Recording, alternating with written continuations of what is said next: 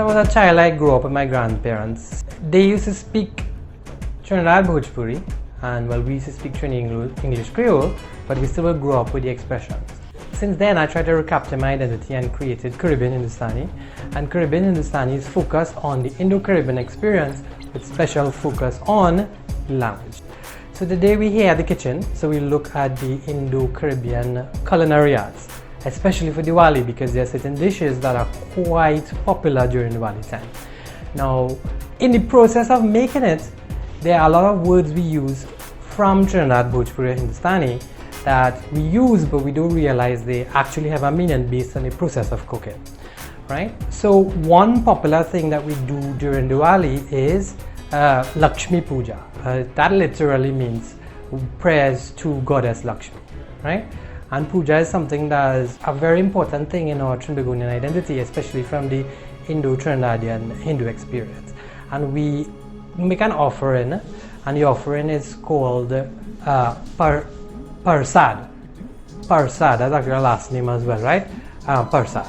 Now, Parsad is the Trinidad Bhojpuri word. Often you hear people who speak Hindi say Prasad, right? That's the Hindi cognate. Prasad or Parsad is any offering you do at puja or prayer. One of the most popular is Mohan Bhog, right? Mohan Bhog is what everybody knows as made with flour, sugar, and ghee. Ghee is Hindi, my nan say ghee. That's the Bhojpuri word I know. And the preparation involves adding these ingredients to make something that is kind of like a halwa. Halwa is what people from India would call it. And they add other things like almonds and raisins and all these other things. And we make an offering. It's significant about this because if you look at the ingredients, it's carbohydrate and it's fat. It represents what sustains us on a daily basis.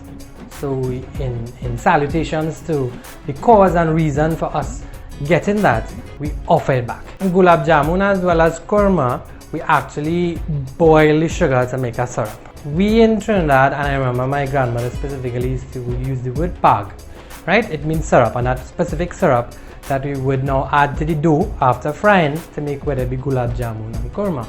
Now there would be a lot of speakers from India here who would say I'm calling it wrongly as gulab jamun because they call what we call rasgulla as gulab jamun. Mitha. It's an adjective. It means sweet.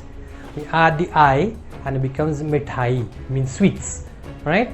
And two of what we just looked at there is essentially more popular examples that we use, especially Lakshmi Puja, as I said, during the Diwali time. Roti, I think, is a Trinidad daily bread. I think it is because I mean, I am a person of Indian origin and I would think so. I could probably be biased. But I mean, anywhere you go, you could see any fry aloo and roti or whatever it is, right? So roti is similar to pita bread. Again, it's flour. We're talking about the staples here. There are key important points. We all know sada roti. That's the daily bread. Sada roti means plain. Why? Because sada roti is more simple and most easily made. You don't add in oil and you're not fulling it like what we are accustomed to seeing, right? But the ones that are not sada or not plain are what we call things like paratha, because we actually use oil in making paratha. And then the other one is dal puri, right? Dal puri because it's stuffed with dal, right? In Suriname they call it dal bhari. Bhari means filled, as well as puri, which also means filled. These are other popular items, but all are essentially made the same way. The non-sada ones or non-plain ones is just we add oil, right? We know bust up shot, and that one is the same process as making sada roti. It's just that we oil it out, it's thinner, and you beat it afterwards to make it full of bust up shot. Pulawa is actually Trinidad Bhojpuri word for flour, so it's loaned from English flour. So essentially, you sane, and sane means to mix. You mix the flour and you make it into a ball. We call it loiya. Hindi is loi. Well, you leave it to rise and then you bele with a belena, right? Bele is a verb. It means to roll it out. And the board or the rolling board, we call it chowki, right? It's chakla in Hindi. So you add your oil to the top, flip it over, add the other oil, add the oil to the other part. They normally would use a puchara.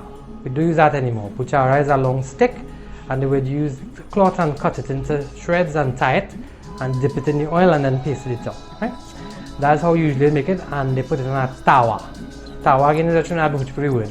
There is tawa in standard Hindi. After you bele and roll out the loya, you put it on the tawa. That process is called seke. Seke the roti. That's a popular expression. A lot of people don't realize seke actually means to roast. You could actually say to seke your hands in front of the fire in winter.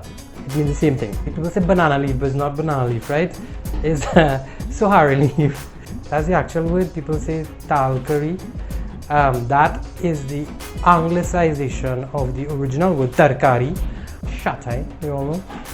Chatigne is actually a French word. It comes from our French origins in English. You would see in chatigne spelling, the circumflex means you drop the S.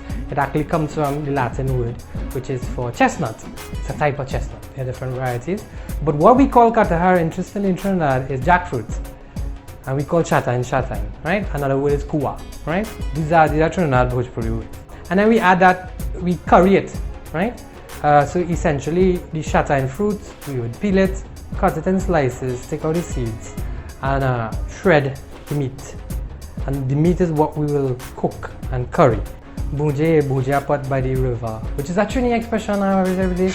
It's the same process of adding the curry, adding the oil, adding the spices, and then that's bhunje, actually roasting it. And then the most popular thing to eat with roti is channa and aloo. I mean, everybody asks.